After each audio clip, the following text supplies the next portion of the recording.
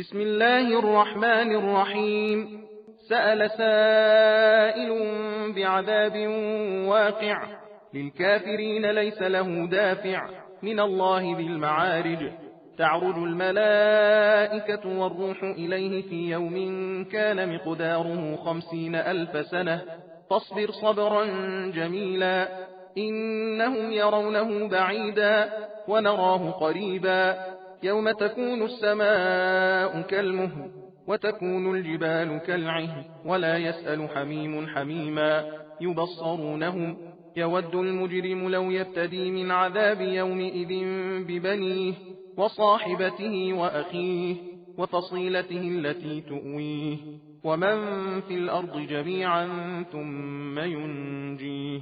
كلا إنها لظى نزاعة للشوى تدعو من أدبر وتولى وجمع فأوعى إن الإنسان خلق هلوعا إذا مسه الشر جزوعا وإذا مسه الخير منوعا إلا المصلين الذين هم على صلاتهم دائمون والذين في أموالهم حق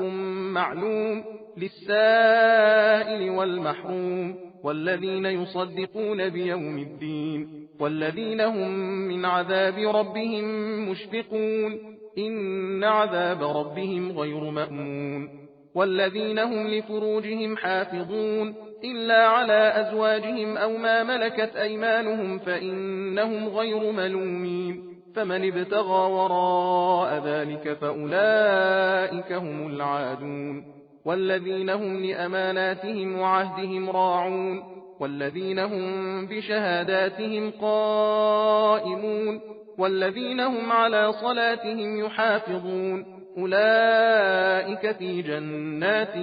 مكرمون فما للذين كفروا قبلك مهطعين عن اليمين وعن الشمال عزين أيطمع كل امرئ منهم أن يدخل جنة نعيم كلا إنا خلقناهم مما يعلمون فلا أقسم برب المشارق والمغارب إنا لقادرون على أن نبدل خيرا منهم وما نحن بمسبوقين فذرهم يخوضوا ويلعبوا حتى يلاقوا يومهم الذي يوعدون يوم يخرجون من الأجداث سراعا كأنهم إلى نصب